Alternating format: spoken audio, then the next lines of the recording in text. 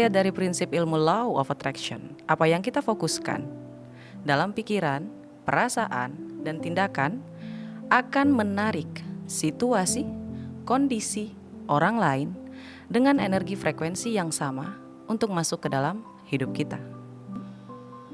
Ketika kita mampu memperbaiki diri kita, kayak yang tadi Mas, dari A sampai Z, kamu bisa mulai dari situ dulu. Kamu bisa mulai dari mengenal diri kamu sendiri, dari memaafkan diri kamu. Jujur saja Mas, dari nama itu sangat mempengaruhi. Bahkan cara ayah saya memperlakukan saya itu berpengaruh. Lu serius, maka dia akan terlalu capek sendiri. Iya. Jangan terlalu serius guys, sakit kamu nanti.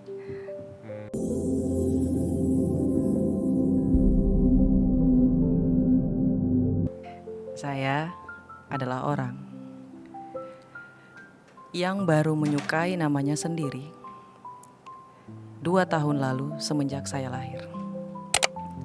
Saya adalah seseorang yang berhasil berhenti berpikir bahwa kesuksesan, keberhasilan mutlak hanya didapatkan dari kerja keras. Saya adalah seseorang yang berhasil mengubah hidupnya 180 derajat dengan cara merubah energi di dalam diri melalui 3 hal. Yang pertama adalah pikiran, perasaan, dan percayai. Sebab Mas Bilal, kalau kita lihat dari ilmu prinsip law of mirror, hidup yang kita jalani di hari ini adalah cerminan dari kepercayaan paling dominan di dalam diri seseorang.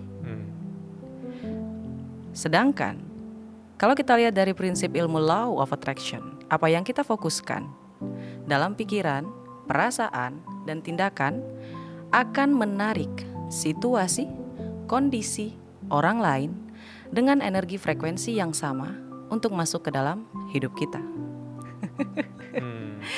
Jadi bisa disimpulkan Mas Bilal, ketika kita mampu mengendalikan diri dari hal yang paling dasar seperti pikiran, perasaan, dan percayai, maka kita menjadi bisa dan mampu mengundang keberuntungan, kebahagiaan, kesehatan, rezeki, atau hal baik lainnya untuk masuk lebih banyak ke dalam hidup kita. Kalau saya bilang ini adalah ilmu prinsip monopoli diri, sesuai dengan nama saya, Roma Strip Monopoli Diri. Jadi kalau Mas Bilal nanya, bagaimana orang lain mendefinisikan Roma? Dan apakah mereka bisa mengambil hal positif dari video ini? Itu tergantung dari kepercayaan paling dominan di dalam para peserta. What do you think? Apa yang kamu pikirkan? And what do you believe? Apa yang kamu percayai in you, di dalam diri kamu? Kayak gitu Mas Bilal. Wow.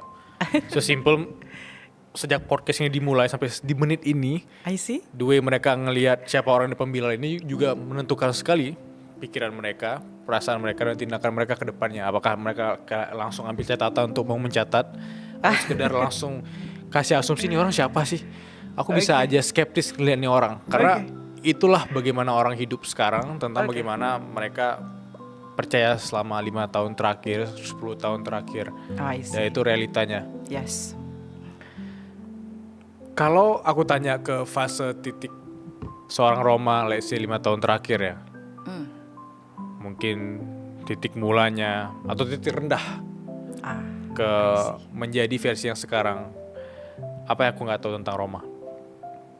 Kalau saya tilik kembali Mas Bilal, apa yang saya alami selama ini, apa yang saya lalui, dari rasa sakit, dari kebahagiaan, dari pengkhianatan, dari rasa iri dan amarah, semuanya itu bermuara pada satu hal Mas Bilal, perubahan diri.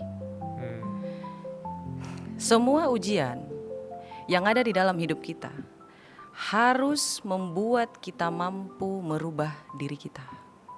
Jikalau kita tidak mampu melakukannya, maka ujiannya tidak akan pernah berhenti. Kenapa bisa seperti itu? Allah itu maha baik Mas Bilal. Serius, Allah itu maha baik. Allah itu telah memberikan setiap manusia kebahagiaan dan kesuksesan dan keberhasilannya masing-masing.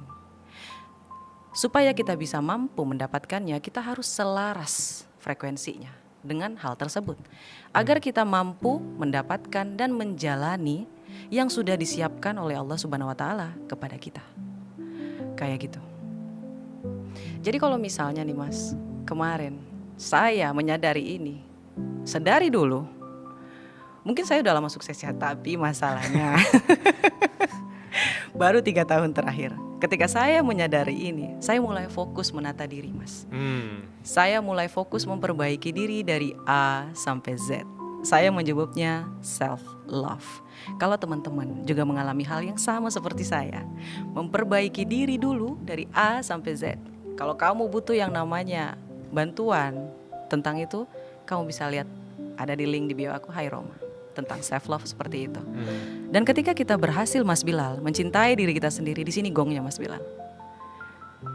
Kita bisa mengenali diri sendiri dan menjawab 3 pertanyaan paling krusial di muka bumi ini Mas.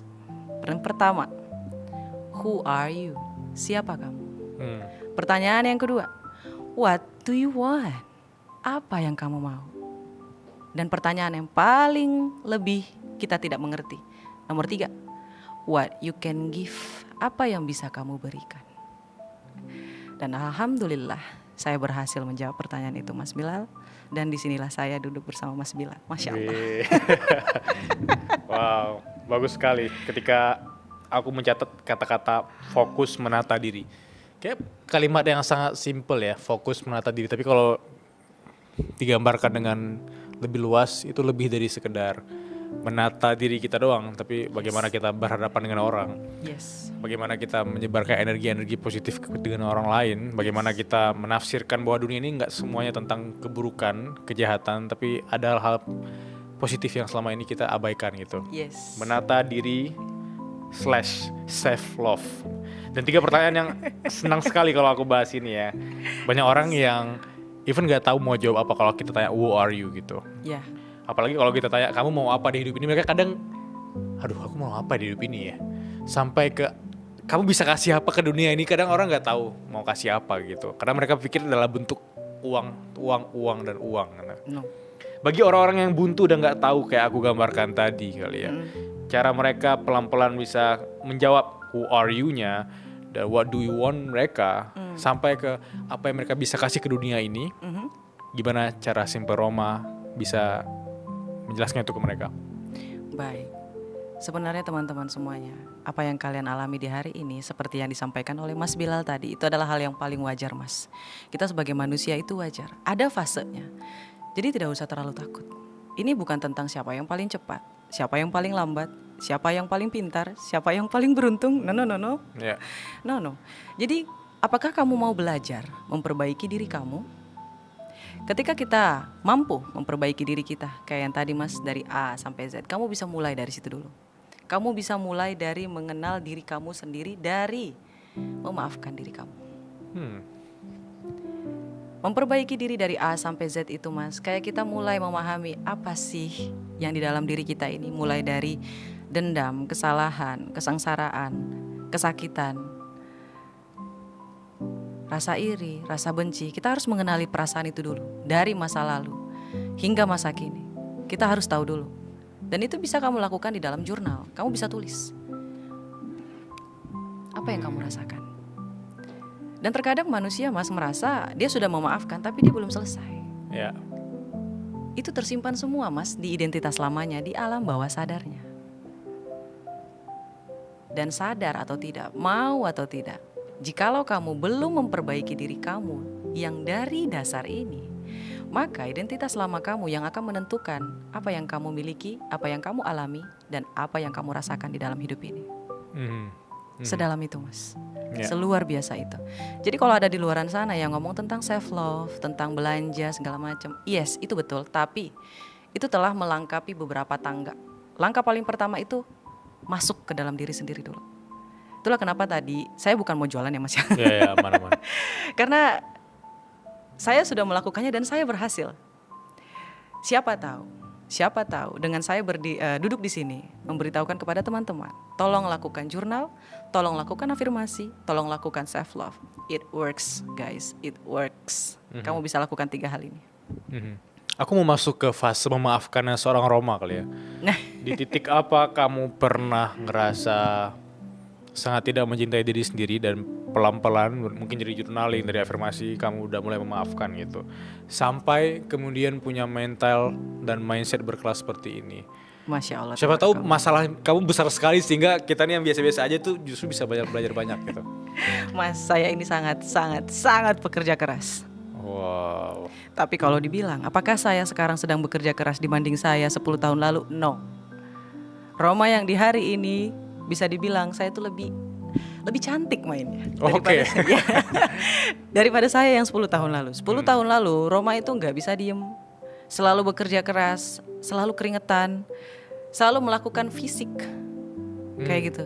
Karena saya berpikir kesuksesan itu cuma bisa diraih dari kerja keras. Saya akan melakukan apapun, semuanya dimulai dari uang. Saya bisa bahagia karena uang. Kayak gitu. Saya bisa dapat kalau saya mengusahakan. Di pikiran saya selalu seperti itu, Mas. Dan seperti yang saya sebutkan di awal ya, Mas ya. Saya baru menerima nama saya itu 2 tahun lalu. Menerima nama saya, which is Roma Ya, Nainggolan itu 2 ya. tahun lalu. Saya bukanlah orang yang feminim, Mas. Saya orangnya tomboy. Oke. Dari nama saja kita bisa lihat Roma Nainggolan. Aha. Itu adalah nama yang sangat maskulin. Dan itu adalah hadiah dari ayahku. Ayahku yang tercinta dan tersayang. Dia menginginkan anak laki-laki. Ya. Oke. Sehingga saya diberikan nama yang sudah dia siapkan untuk anaknya yang laki-laki.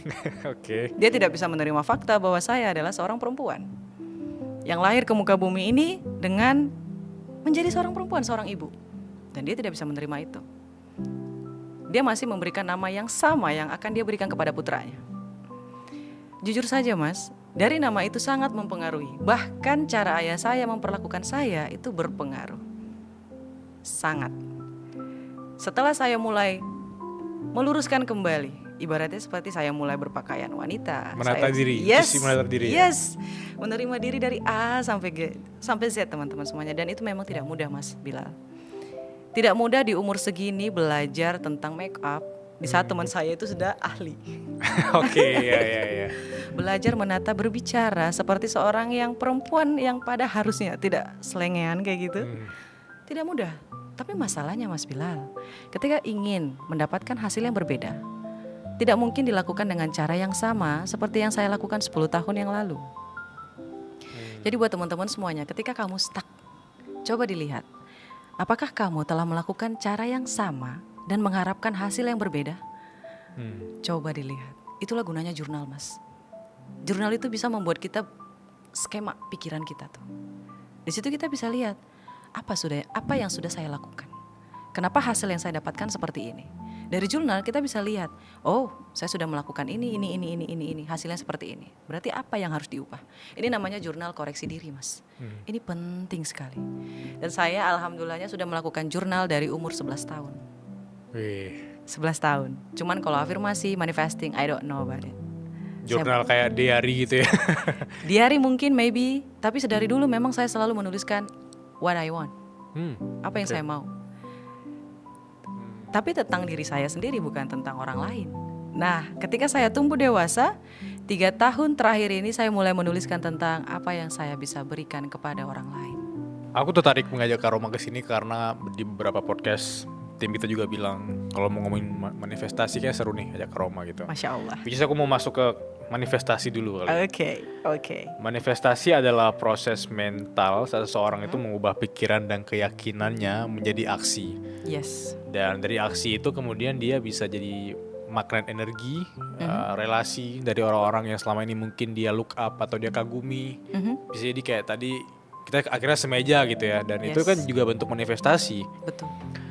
Pertanyaan sederhana, kalau orang-orang di luar sana yang masih nol banget gak tahu manifestasi atau udah tahu manifestasi tapi mereka masih ignorance atau bahkan mengecam, apaan sih gak jelas segala macam.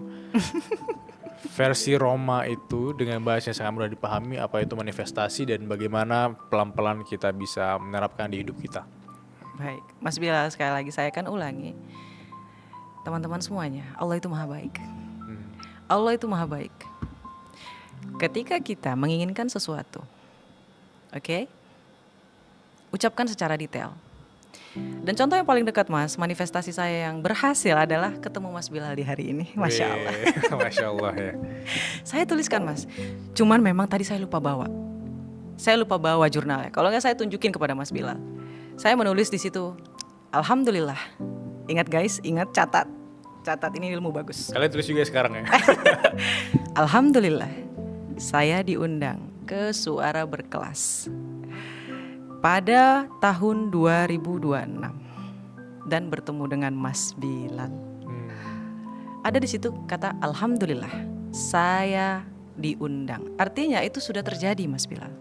Ini yang saya maksud Allah Maha Baik Mas Bilal. Allah itu Maha Pemberi, Maha Penyayang. Selama ini kita selalu bilang Allahku Maha Baik, Allahku Maha Baik, tapi kita nggak tahu di mana baiknya, di mana pemberinya itu di mana. Jadi buat teman-teman semuanya hack. Ini adalah hack untuk bisa naik ke atas lebih cepat. Wow. Masya Allah, tabarakallah. Coba diingat kembali, kenapa kita tidak bisa mendapatkan apa yang kita inginkan atau kita impikan Mas Bilal? Itu karena kita menghitung caranya Mas Bilal. Ketika saya menuliskan, Alhamdulillah saya diundang ke Suara Berkelas dan bertemu dengan Mas Bilal di tahun 2026. I don't know how, aku tidak tahu bagaimana caranya. Jujur Mas Bilal, gak tahu sama sekali. Saya serahin sepenuhnya kepada Allah Subhanahu Wa Taala.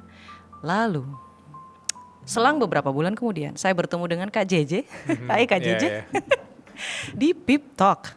Lalu, Kak JJ bilang seperti ini. Kak Roma, di atas ada Suara Berkelas loh. Saya langsung deg-degan Mas Aku merinding deh. Saya langsung deg-degan Mas Bilal. Dan saya jadi ingat perkataan teman saya, Kak Roma, ketika nanti Kak Roma diundang di Suara Berkelas, tolong ajak saya. Oh. Itu orangnya. Oh, oke. Wow. Ya. Jadi saya sedang menepati janji saya. Karena kita juga penting guys, dikelilingi oleh orang-orang yang percaya sama kita. Dan salah satu teman saya ini, sahabat saya ini, adik saya ini, dia percaya bahwa saya akan datang ke hadapannya Mas Bilal. Itu apa namanya Mas? Itu mengirimkan energi loh Mas. Kelilingi diri kamu dengan orang-orang yang mempercayai mimpi kamu. Jauhi orang-orang yang tidak mempercayai dan tidak mengerti mimpi kamu. Serius, itu berpengaruh guys. Energi itu menular Mas Bilal. Sangat menular. Jujur aku merinding 2 kali tadi. Masya Allah, amin. Karena aku sangat senang kalau ngobrol tentang mimpi manifestasi dengan orang yang emang punya energi itu gitu. Subhanallah.